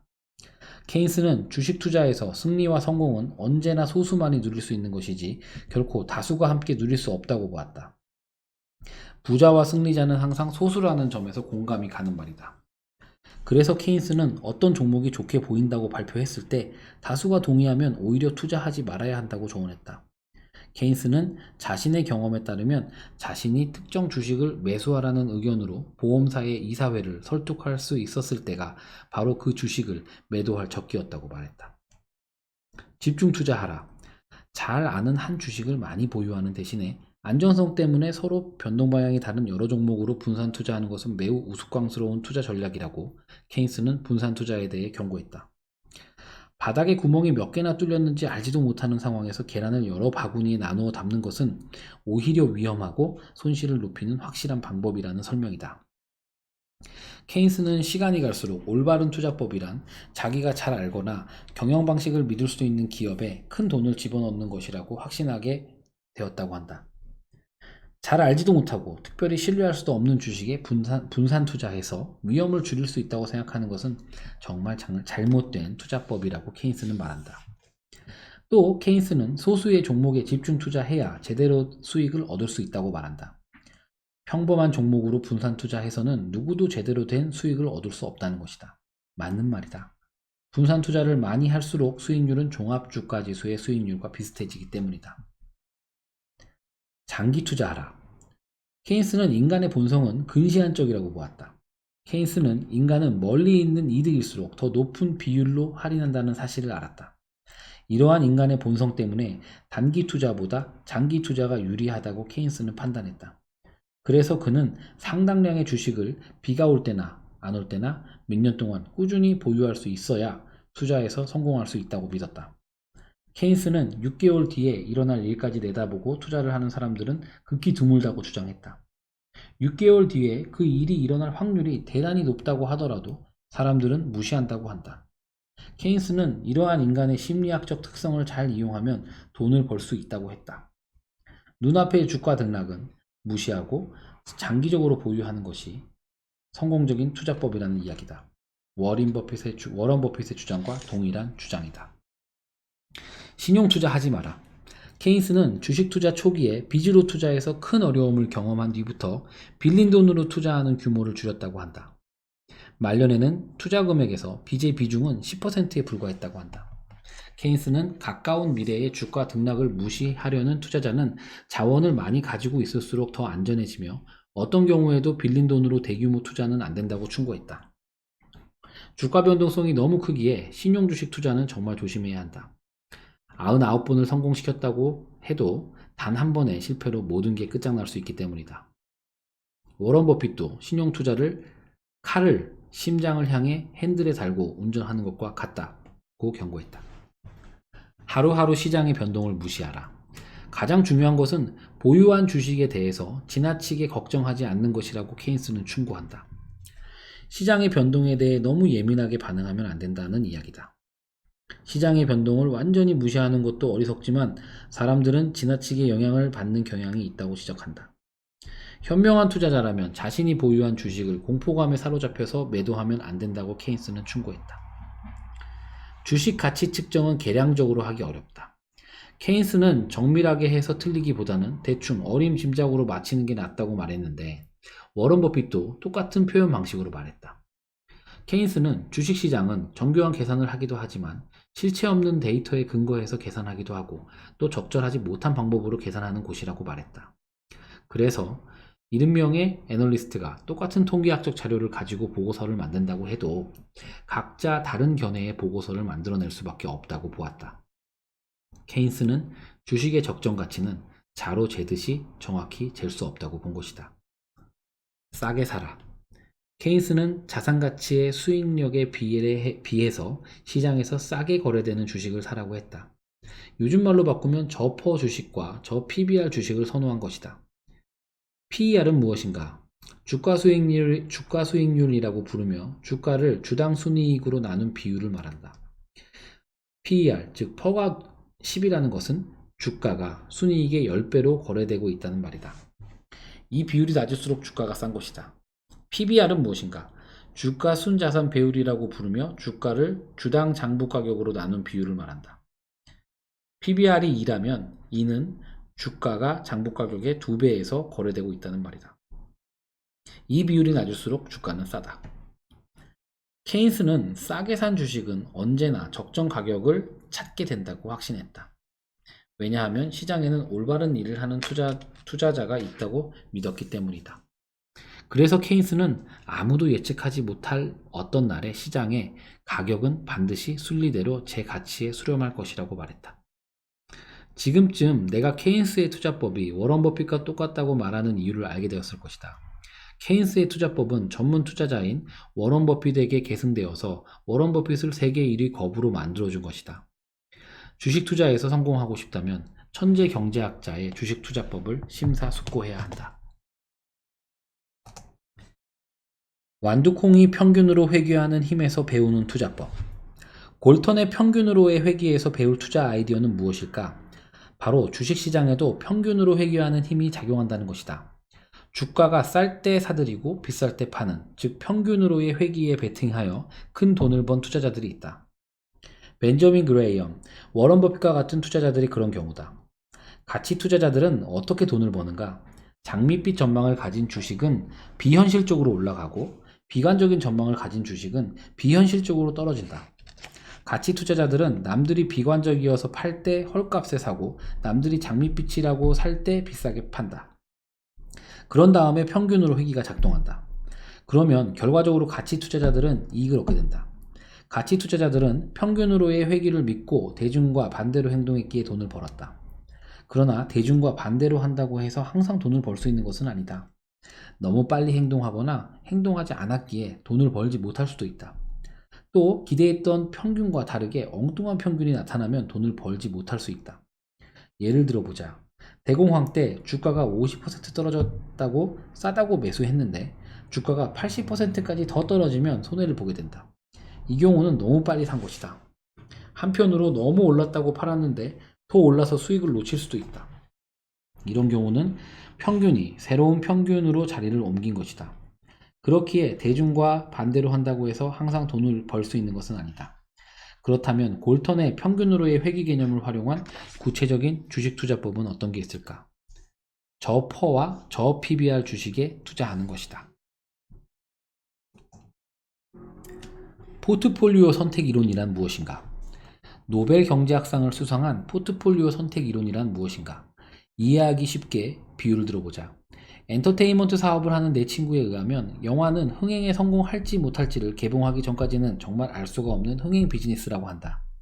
영화 한 편으로는 쪽박을 찰지 대박을 찰지 정말 알 수 없기에 수익률이 얼마나 될지 가늠할 수가 없다고 했다. 그래서 영화 사업에 투자하고 싶은 투자자들도 영화의 수익률 변동폭이 너무 커서 투자하기를 꺼려 한다는 것이다. 그러나 1년에 영화를 약 20편 정도 만들어서 개봉할 수 있다면 평균적으로 연 15% 정도의 안정적인 수익률을 거둘 수 있다고 말했다. 그래서 연간 20편 정도 제작할 수 있는 영화 펀드를 만든다면 투자자들이 안심하고 투자할 수 있을 것이란 말을 들은 적이 있다. 마코위츠의 포트폴리오 선택 이론은 바로 영화 사업자의 고민을 해결해 주는 것과 같다. 개별 주식 투자의 수익률은 들쑥날쑥하다. 쪽박일지 대박일지 알 수 없다. 그러나 여러 주식에 분산 투자한다면 안정적인 수익을 얻을 수 있다는 것이다. 그런데 이 정도 상식으로 노벨상을 받은 것은 아닐 테고 마코위츠의 공헌은 분산 투자해서 수익률을 안정시키라는 데서 그친 게 아니고 분산 투자를 어떻게 하면 수익률의 변동폭을 가장 줄일 수 있는지 알아낸 데 있다. 즉 20개 종목으로 분산 투자한다고 해도 어떤 종목으로 20개를 채우느냐에 따라서 수익률의 변동폭은 달라진다는 것이다. 여기에 매우 중요한 포인트가 있다. 마코위츠는 위험을 수익률의 변동폭으로 측정했다는 점이다. 기대 수익률의 변동폭이 크고 들쑥날쑥할수록 위험이 크다고 본 것이다. 같은 기대 수익률이라도 수익률의 변동폭이 작다면 더 좋은 포트폴리오란 것이다. 예를 들어보자. 비가 올 확률이 50%, 안 올 확률이 50%라고 가정하자. 우산 만드는 회사는 비가 오면 연간 10% 상승하고 날이 맑으면 0% 상승한다고 하자. 양산 만드는 회사는 비가 오면 0% 상승하고 날이 맑으면 10% 상승한다고 하자. 다음 두 가지 펀드가 있을 때 어떤 펀드가 좋은 펀드인가? 펀드 1. 우산 만드는 회사 주식 더하기 양산 만드는 회사 주식으로 구성한 펀드. 수익률의 기대값 연 5%. 펀드 2. 우산 만드는 회사 주식 더하기 우산 만드는 회사 주식으로 구성한 펀드. 수익률 기대값 연 5%. 펀드 1과 펀드 2의 기대 수익률은 똑같이 연 5%다. 그러나 펀드 1은 언제나 5%의 수익률을 얻을 수 있지만 펀드 2는 수익률이 0%가 될지 10%가 될지 들쑥날쑥하다. 즉, 같은 수익률을 얻는다면 펀드 1의 위험이 낮아서 더 좋은 펀드란 것이다. 마코위츠는 같은 수익률을 얻더라도 위험도를 최소화할 수 있는 펀드를 구성하는 방법을 찾아냈다. 그 방법이란 것은 개별 주식 수익률 간의 상관관계를 낮출 수 있도록 포트폴리오를 구성하는 것이다. 이해하기 쉽게 설명하자면 이렇다. 예를 들면 설명한 우산회사와 양산회사처럼 수익률의 상관관계가 전혀 반대이거나 따로 움직이는 주식으로 포트폴리오를 구성하는 것이 양산회사와 선크림 회사처럼 수익률의 상관관계가 높은 주식으로 포트폴리오를 구성하는 것보다 포트폴리오의 수익률 변동폭을 낮출 수 있다는 것이다. 분산 투자해야 할까? 집중 투자해야 할까? 그렇다면 우린 누구 말을 따라야 하는 것일까? 분산 투자해야 되나 집중 투자해야 하나?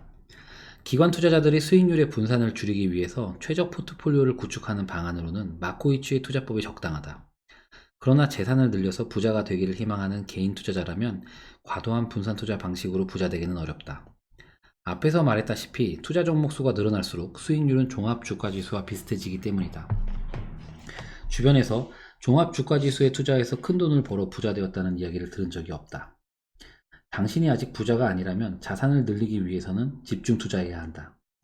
집중 투자를 하더라도 지식의 양이 늘어남에 따라서 리스크는 줄어든다.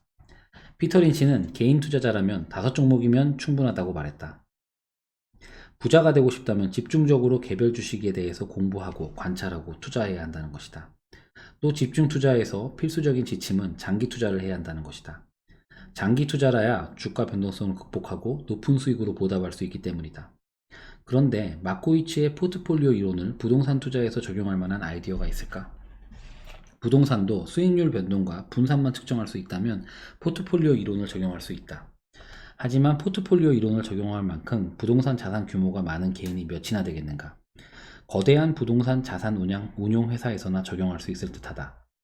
개인적인 생각으로는 자산을 주식과 부동산으로 분산 투자하면 수익률의 변동폭을 줄여서 인생의 굴곡을 좀 줄일 수 있을 것이라는 생각이 든다. 나는 그렇게 하고 있다. 요약하자면 같은 기대 수익을 거두면서 위험을 최소화할 수 있는 분산투자법을 마코이츠가 발견했고, 이러한 분산투자법은 거대 자산운용기관의 자산운용 시 도움이 되었다. 그러나 마코이츠가 말하는 위험이란 수익률의 분산도를 말하며, 이것은 손해를 볼 수 있다는 뜻의 전통적인 의미의 위험과는 다른 의미의 위험을 말한다. 게다가 개인 투자자 입장에서는 너무 많은 분산 투자는 수익률이 종합주가지수 수익률과 비슷해지기에 큰 돈을 벌 수 없다는 단점이 있다. 따라서 주식 투자로 큰 돈을 벌려는 개인 투자자 입장에서는, 특히 장기 투자자라면 마코이츠의 분산 투자법이 실제로 큰 도움이 되기 어렵다는 점을 알아야 한다.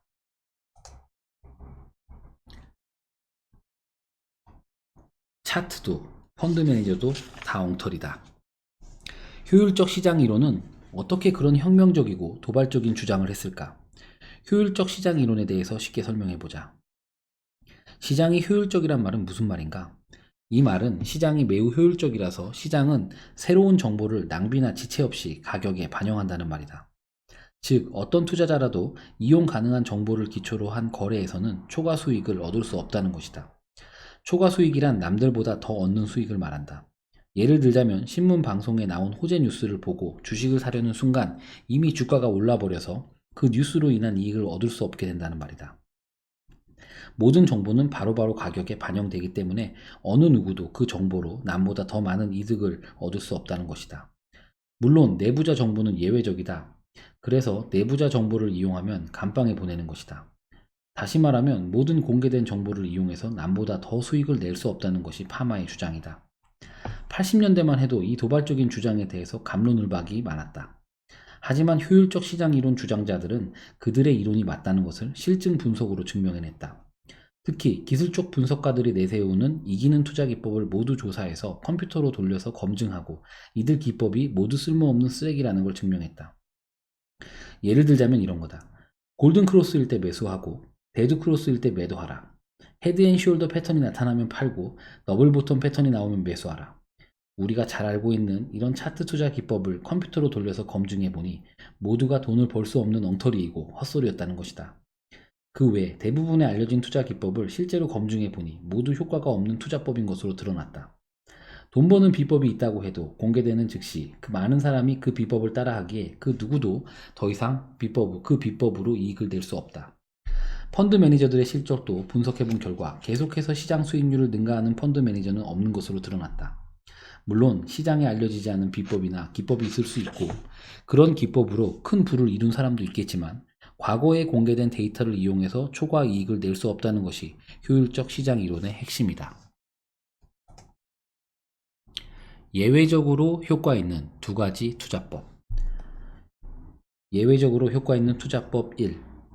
리처드 세일러 교수가 주가는 과잉 기복하는가 라는 논문에서 과거 3년간 투자 수익률이 낮은 주식군에 투자하면 향후 3년간 투자 수익률이 시장 평균을 넘어 초과 수익을 얻을 수 있다는 연구 결과를 발표했다.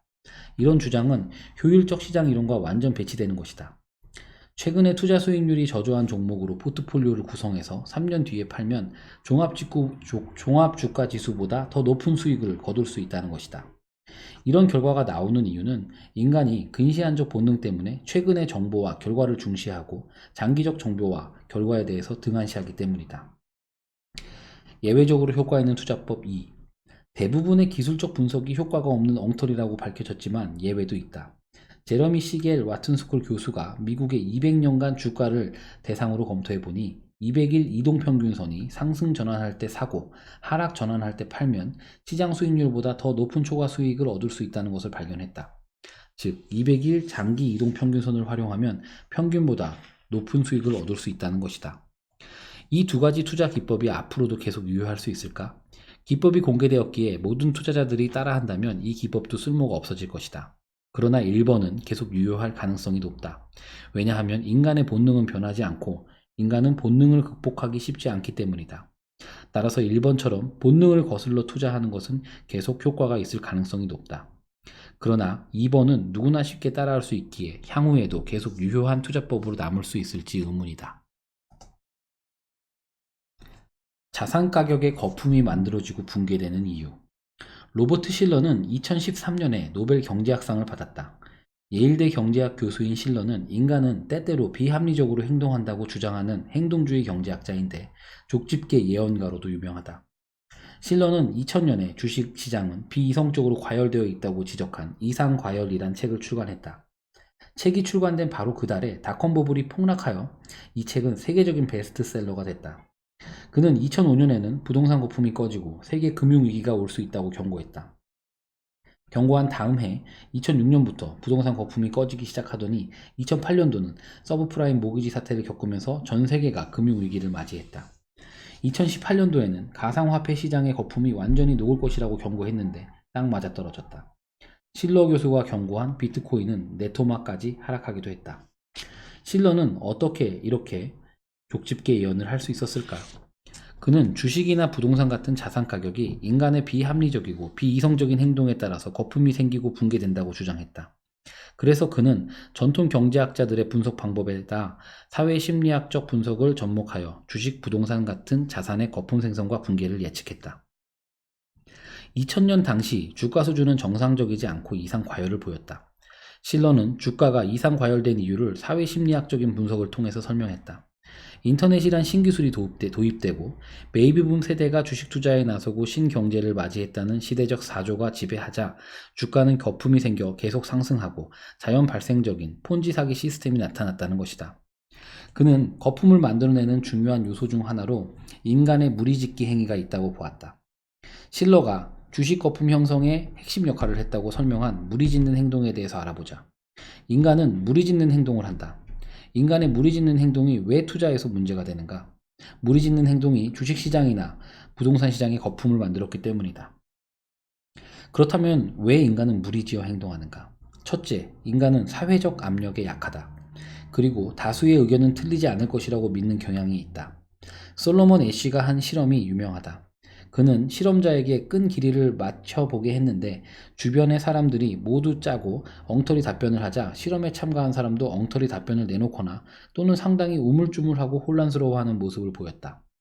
사람은 주변 사람의 의견에 반하여 독립적인 의견을 내는 걸 꺼린다는 걸 여실히 보여주었다.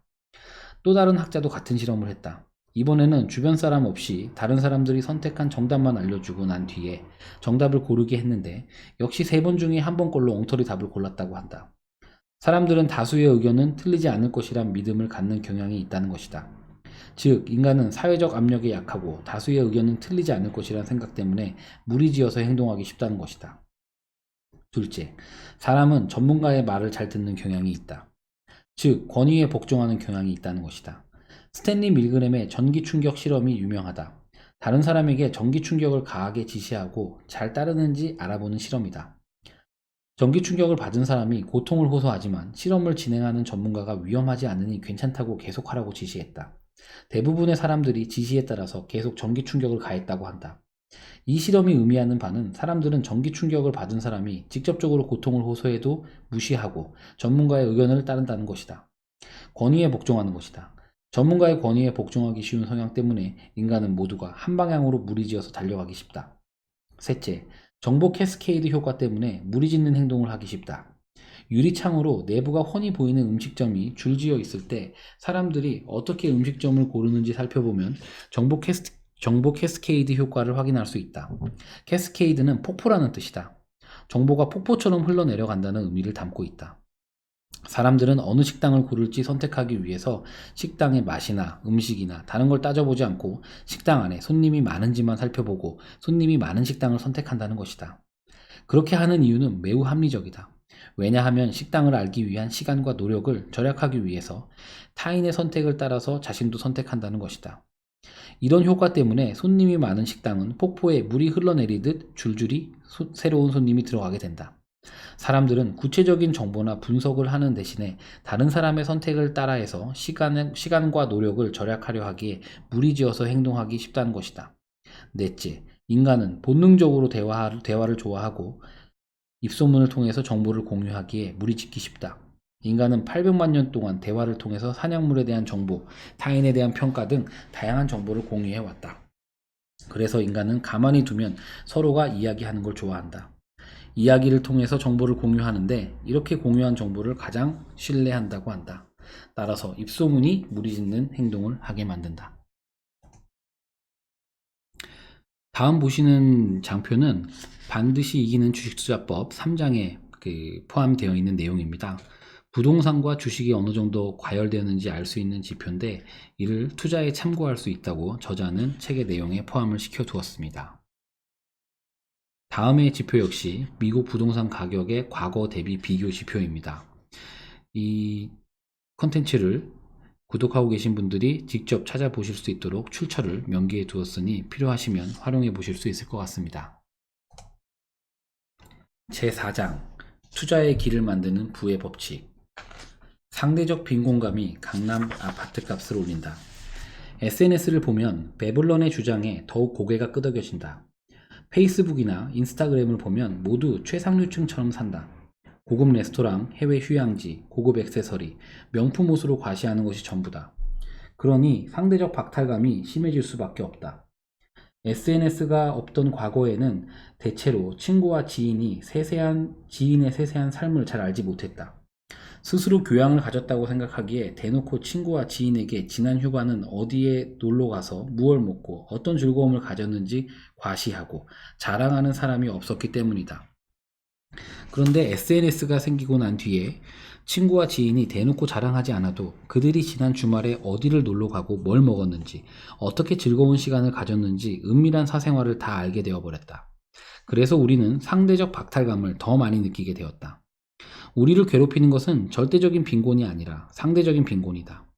당신이 그다지 불편한 것 없는 쾌적한 아파트에 산다고 해도 동창회를 나갔다가 옛 친구가 더 좋은 직장을 다니고 더 많이 벌어서 당신보다 더 좋은 동네, 더 좋은 아파트에 산다는 사실을 알게 되면 집으로 돌아오는 길에 나는 왜 이리 불행하냐는 생각에 시달려 정신을 가누기 어렵다.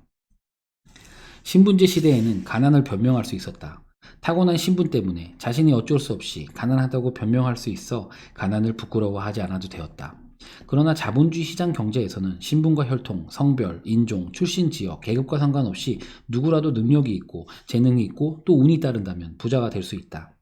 부자가 경쟁을 통해서 부라는 자원을 차지할 수 있게 된 것은 그럴 만한 능력과 자격이 있다고 여겨지는 세상이 되었다. 누구나 부자가 될 수 있는 시대의 도래는 가난한 사람을 더 힘들게 한다. 자신이 훌륭하고 똑똑하고 유능한데도 왜 자신이 부자가 되지 못했는지 변명을 내놓아야 하는 괴로운 처지에 몰리기 때문이다. 그래서 요즘 사람들은 부자가 되기보다는 부자처럼 보이길 필사적으로 원한다. 그래서 배블런의 말대로 과시적 소비와 레저를 추구하고 이걸 SNS에 올려서 자신이 유능하다는 것을 과시한다. 사람들이 강남 하는 것도 같은 맥락에서 이해할 수 있다. 강남 아파트에 산다고 하면 부자로 성공한 사람으로 대우해준다. 그러니 모두가 강남 아파트를 원하게 되는 것이다. 과시를 통해 존재감을 확인하려는 인간의 본능이 사라지지 않는 한 강남 아파트의 열풍은 사라지지 않을 것이다. 지식과 기술이 많아지면 부는 폭발적으로 커진다. 폴 로머에 따르면 부는 지식과 기술에서 생겨나기 때문에 기술과 지식이 발전한 선진국이 후진국보다 성장에 유리하다. 해외 투자를 고려한다면 고민의 여지 없이 미국 주식시장을 건드리면 된다는 얘기다. 이성을 활용하여 느리게 생각하라. 사람들은 빠른 생각으로 투자한다. 빠른 생각은 많은 편향을 갖고 있기에 투자를 망치게 할 수도 있다. 앞에서 설명한 편향 외에 몇 가지 더 짧게 소개하자면 대부분의 투자자는 손실을 확정짓는 것을 두려워하는 손실 회피 편향 때문에 손절매를 못해서 더 큰 손실을 초래한다. 많은 투자자들이 자신이 보유한 재산에 대해서 애착을 느끼고 과대평가하는 보유 효과 때문에 집을 적당한 시기에 적당한 가격에 팔지 못한다. 또한 단내림 효과 때문에 주변의 주식이나 집값이 같이 오르면 자신이 소유한 주식이나 부동산에 거품이 끼었다고 생각하지 못할 수도 있다. 무작위적인 현상에서 규칙을 발견했다고 착각하는 편향 때문에 차트 분석을 맹신하는 경우가 많다. 투자를 올바르게 하려면 느린 생각으로 투자해야 한다. 감정과 편향에 따르지 않고 이성을 활용하여 합리적이고 논리적으로 투자해야 한다. 향후 발생할 손실과 이익을 확률과 기대값으로 주의 깊게 계산한 다음에 투자해야 한다. 한편 대다수가 빠른 생각으로 투자하는 세상에서 그들의 실수와 편향을 이용하는 것도 좋은 투자 방법이다. 제야 투자 고수 중에는 이 방법으로 돈을 버는 사람도 제법 많다. 투자자가 성공하려면 빠른 생각 대신에 느린 생각으로 투자해야 한다. 미국의 중국 봉쇄 전략 어떻게 끝날 것인가? 미국은 소련 봉쇄 전략을 취해서 소련을 망하게 한 것처럼 중국 봉쇄 전략을 취할 것이라고 본다. 현재는 미국이 중국 제품만 관세를 높이고 미국 기업이 중국 기업과 거래를 못하게 하지만 나중에는 동맹국에도 같은 요구를 할 것이다. 세계를 중국과 동맹국으로 나누어 블록화해서 자유진영 기업들이 중국에서 탈출하고 거래를 못하게 막으려 할 것이다. 이것이 가능할까? 나는 미국이 분명 그런 장기 계획을 가지고 움직이고 있다고 본다. 그런데 큰 소비 시장을 가진 중국에서 돈을 벌려는 미국 기업가들의 반발을 무마시켜야 하기에 미국으로선 부담스러운 것이 사실이다. 그럼에도 불구하고 미국은 중국에 대한 압박을 멈추지 않을 것이다. 만약 미국의 공격과 봉쇄 전략이 중국이 주저앉을 때까지 계속된다면 결과는 어떻게 될까? 이 싸움의 승자는 당연히 미국이 될 것이다. 이 싸움이 9회까지 갈지 5회에서 막을 내릴지 모르지만 미국이 이길 것이라는 것만은 분명하다. 내겐 너무 쉬운 답이다. 너무나 많은 이유를 댈 수 있지만 딱 3가지만 말해보자. 첫째, 패권을 차지하려면 일단 식량과 에너지 자급자족이 되어야 한다. 그런데 중국은 식량과 석유를 다 수입한다. 둘째, 일당 독재 체제는 부정부패를 가져올 수밖에 없다. 중국의 덩샤오핑은 마오쩌둥 시절 1인 독재의 폐해를 절감하고 이를 방지하기 위해서 집단 지도 체제와 다다음 세대 후계자 지명 제도를 도입했지만 시진핑이 이를 다 쓰레기통에 던져버리고 스스로 황제의 길로 들어섰다. 공산당 독재 체제는 부정부패를 불러오고 유연성을 떨어뜨려 결국 사회 발전 속도가 자유로운 미국에 뒤처질 것이다. 셋째, 중국인들조차도 호시탐탐 재산을 외국으로 빼돌리려 하고 있다. 과연 이런 나라가 패권국이 될 수 있을지 의심스럽다. 네, 여기까지가 책 리뷰의 마무리입니다. 제4장 투자의 길을 만드는 부의 법칙 같은 경우에는 여러분께서 책을 직접 구입하셔서 찬찬히 좀 읽어볼 만한 내용들로 많이 구성이 되어 있기 때문에 제가 비중 있게 다루지는 않았습니다. 끝으로 에필로그입니다. 투자에 성공하려면 원시적 본능을 극복하라. 주요 내용만 마지막으로 읽어드리고 마무리하도록 하겠습니다. 우리는 자본주의 시장 경제에 적응할 수 있는 두뇌를 타고나지 않았다. 우리는 자꾸만 구석기인처럼 생각하고 행동한다. 그래서 판판이 재테크에 실패한다. 바닥에서 팔고 상투에서 매수한다. 본능대로 하니까 부자가 되지 못한다. 부자가 되기 위해서는 시장 경제에 맞지 않는 구석기 시대 본능을 극복해야 한다. 그렇다면 우리를 부자가 되지 못하게 방해하는 본능이 무엇인가? 내가 발견한 것은 9가지다. 무리짓는 본능, 영토 본능, 쾌락 본능, 근시안적 본능, 손실 공포 본능, 과시 본능, 도사 환상, 마녀 환상, 인식 체계의 오류 등 9가지의 본능이 우리가 부자가 되지 못하게 방해한다. 나의 졸저, 부의 본능은 바로 이 9가지 본능을 이해하고 극복해서 부자가 되는 법에 관한 것이다. 주식 투자와 부동산 투자에서 성공하려면 본능을 극복해야 한다. 본능을 극복하는 투자법이 진입장벽이 있어 남들이 쉽게 따라할 수 없고 효율적인 시장에서도 유효한 투자법이다. 그러니 부자가 되려면 먼저 자신의 내면을 들여다봐야 한다. 부자가 되려면 먼저 자신의 두뇌를 관찰하고 의심해봐야 한다. 파리가 갇힌 방 안에서 탈출하려면 본능을 극복해야 한다. 개구리가 움직이지 않는 파리를 잡아먹으려면 자신의 본능을 극복해야 한다. 마찬가지로 인간도 현대 자본주의 시장 경제에 맞지 않는 원시적 본능을 극복해야 부자가 될 수 있다. 대다수 사람들은 본능대로 산다. 가난하게 사는 게 제일 쉬운 선택이기 때문이다. 본능대로만 살면 저절로 가난하게 살게 된다. 이것이 바로 다수가 가난하고 부자가 되지 못하는 이유다.